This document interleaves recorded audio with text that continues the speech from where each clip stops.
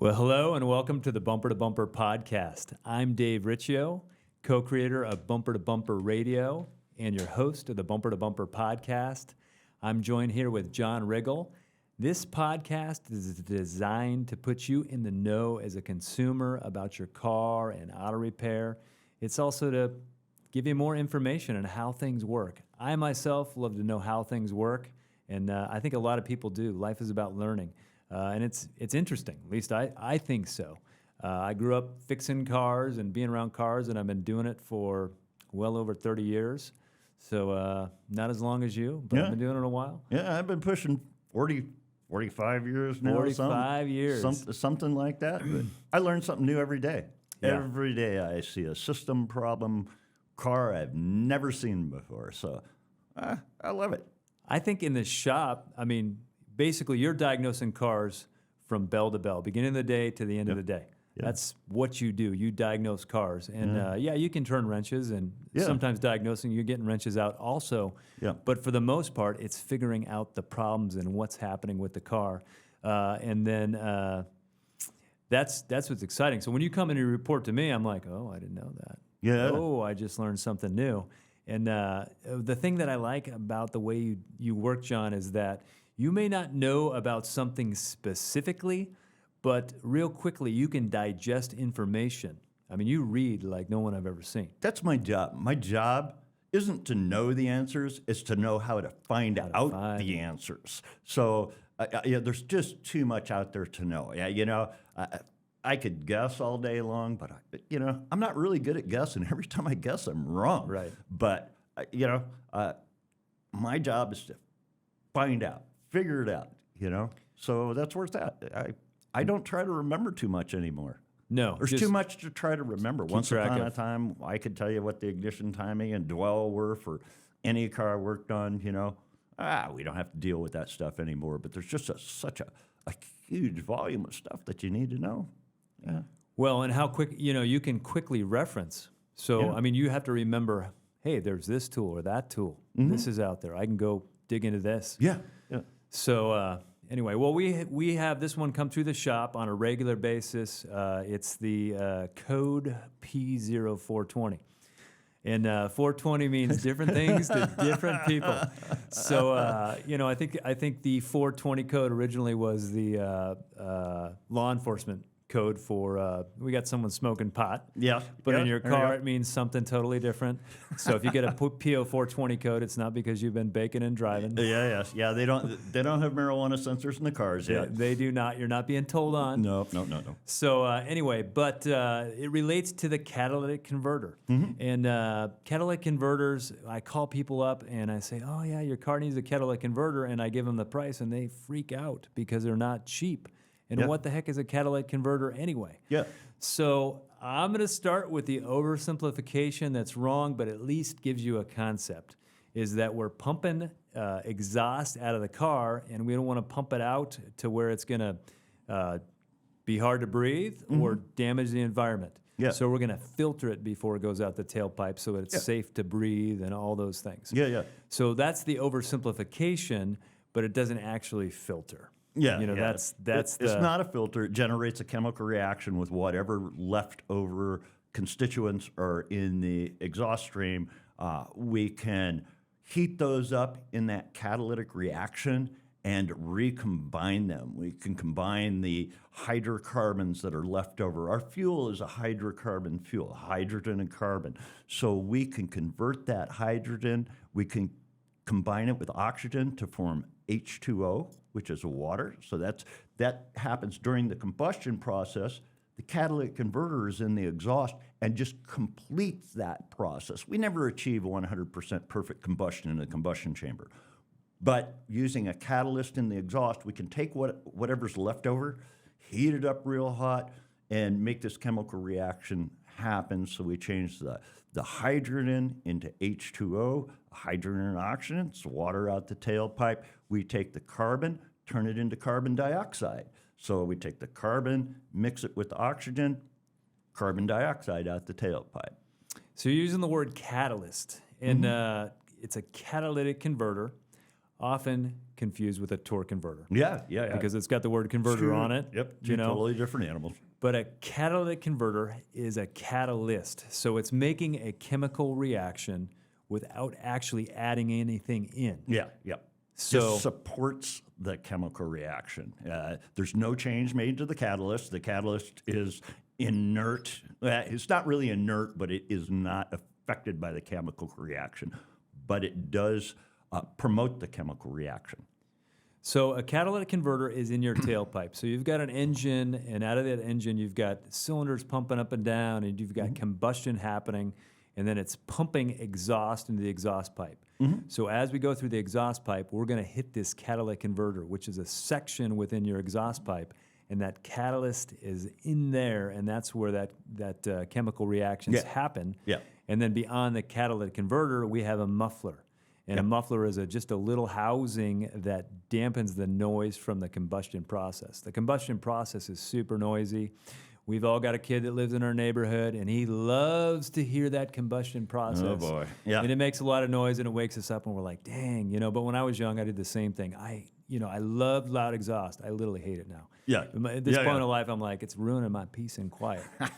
So there's a catalytic converter in the exhaust pipe, and then there's a muffler in the exhaust pipe, and then we've got a tailpipe out the end. So catalytic converter, the catalyst, why they're so expensive, okay, and what it is the car tests itself. It measures itself. So the computer in the car is what tests the car. In the old days, you would go to the emission station, and they would put your car in a drum. Yeah. And they would run your wheels in place, and they would put a little snorkel on your tailpipe, a little sniffer, and they would sniff how clean the exhaust was. Right. Well, they don't do that anymore. Yeah. They just go in, they just plug in to your car, and your car self-tests on a regular basis. So your car will tell on itself if it's not running clean. So the thing that comes up, and where the computer system, an OBD2, that's a self-testing. They can plug into that and know how it's doing. And if you got a P0420, essentially with the oxygen sensors, there's one before the catalytic converter, and there's one that's after the catalytic converter.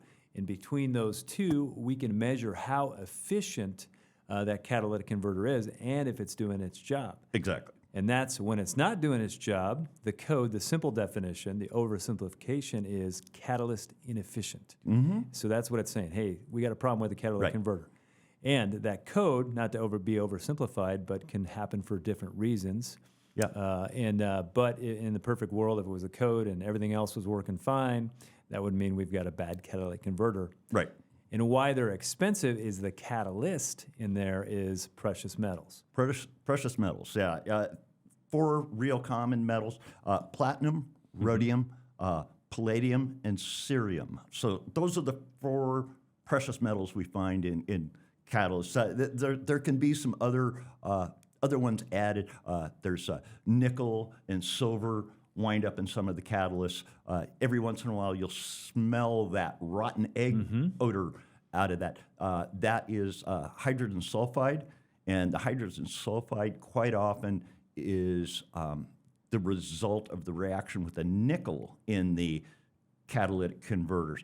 And once upon a time, Lexus had issues where they had stinky cats. I mean, of all things, and that was the complaint that people would roll in with was my car smells like rotten eggs. It smells like rotten egg, and they had put too much nickel in the catalyst, and there was a revision for that. They changed the precious metal content, but those precious metals are actually what drive the cost of catalytic converters. They're also what drive the theft of catalytic converters. That's why people are stealing off of cars. Yeah, I looked this morning. Platinum, $1,002 per ounce. Rhodium, $4,775 per ounce. Palladium, $1,104 per ounce. Cerium is the cheap one, $2.28 per ounce.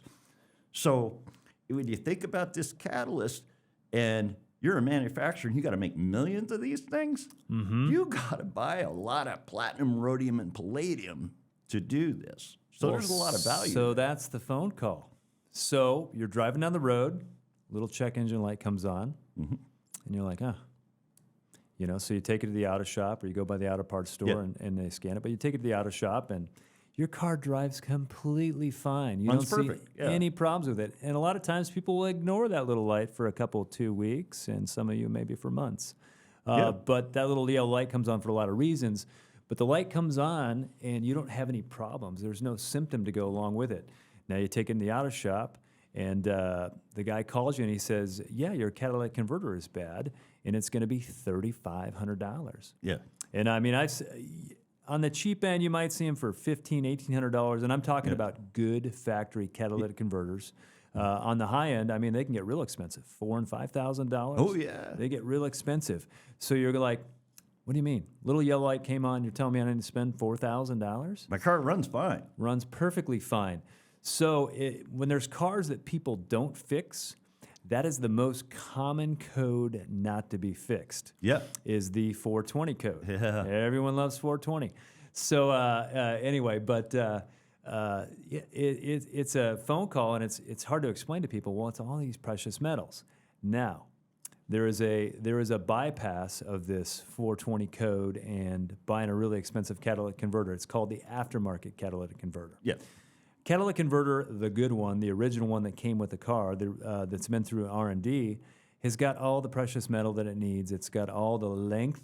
You know, a lot of the aftermarket ones, they cheat the length on the inside of the converter to save money. And we could go way down a rabbit trail on that. But essentially, okay, a good catalytic converter is $2,000, but some people can weld one in, and it's maybe $500, $600, $800. Yeah, even less than that. I mean, Yeah. if you shop, you can find catalytic converters online for $69. Okay, what are you getting for your $69?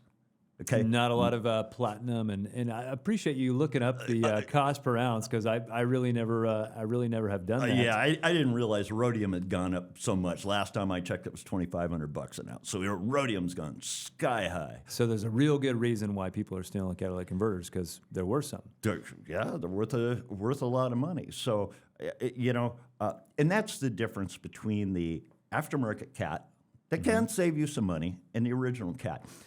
The original cats, for the longest time, we had an 880 federal emissions warranty. So that 880 was a mandated warranty. Part of that warranty was to cover expensive components. Controllers, ECMs were covered under that. And those warranties have changed length now. There's different ones. There was 10150 for some of the hybrids and stuff. But 880 was the number we used to use. So that catalytic converter, that whole system was designed to get that thing through that warranty period, so a manufacturer didn't have to replace a $2,000 cat under warranty. So what you find out is those cats are loaded with a lot of platinum, palladium, and rhodium. That steel housing, those stamped steel housings, Pennies. Not a lot of money. A lot of them are stainless steel because we run high temperatures, but still not a lot of money in that housing. And the difference that you'll find between that cat that you buy for, you got a $1,000 OE cat, you got a $250 aftermarket cat. The difference is the amount of precious metals in there. The other difference that you'll find is the amount of time that they last in the vehicle. Okay, that original cat probably went 80,000. This one, you might get 2 years out of it. 2 years sometimes is a stretch. You bought a quarter of the cat. Right. Is what you did. You got a $1,000 cat, you got a $250 cat. There's no free rides, here. That $250 cat is probably going to last you a couple of years. And, it is what it is, so it gets you through, Now, when would it make sense? So I'm a consumer, and the shop calls me, and what I do is I tell people, here's the price of the real one, the one that's designed for the car, and then here's the price of the aftermarket one. Yeah. And if it's a car that's got 80,000 miles on it or 120,000 miles, in my mind, the modern car is made for at least 200,000 miles. Yeah. It's not uncommon for us to see cars with 300,000 miles. Yeah. So if you're going to have a long relationship with a car, you don't want to buy a cheap cat. Nah. Because it is going, and I do see they last a year, maybe 2 years. Yeah. And in the long run, you're probably better off with the OE cat. Yeah. Because you buy it once, so you're not going to like buying it the first time. You certainly don't like buying it the second time. Well, and the other issue you wind up with cats is the aftermarket ones, the ones that you could buy online, off of Amazon or wherever. One of the things that you're going to find out with those is that a lot of times you can replace that cat, check engine light will still come on because that aftermarket cat doesn't have enough rhodium, platinum, or palladium in it to create the specific reaction that we're looking for and what we're monitoring for with that downstream oxygen sensor. So we can wind up issues with some cats, even though it fits the car, won't turn the check engine light out. Yeah. And why do people care about turning the check engine light out? That's where we see that P0420 that's been there for a year or two. The reason it's been there for a year or two is because they have a periodic emissions inspection coming up where they've got to go to the state, get plugged in, and check the codes. Well, if that P0420 is there, you failed the test. You're not getting through. Yeah. So if I am considering buying an aftermarket cat, save the money, I may be, there's a life cycle to a car. Where's the car in its life cycle? How long do I plan on keeping the car? Well, if I put a cheap cat on it because I only need to get a year or two more out of it, get past emissions, I'm going to buy something, different car. Well, I may put a cheap cat on it. But no, whoever buys that car from you is going to put another cat on it, within a short amount of time. So that's a little bit insight into catalytic converters, what they are, how they work, and why they're so expensive, why a lot of people choose not to replace them until they have to because they got to get through emissions.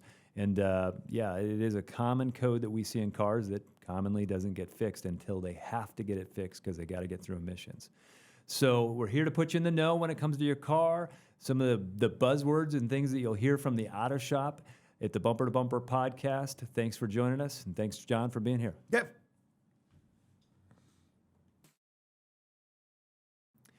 Well, hello, I'm Dave Riccio, your host of the Bumper to Bumper podcast, and I would like to thank you for tuning in. If you want one of your car questions to be answered on our podcast, tap the link in the description for a chance to have your question featured. And while you are there, we would love for you to like and subscribe to see more Bumper to Bumper podcasts in the future.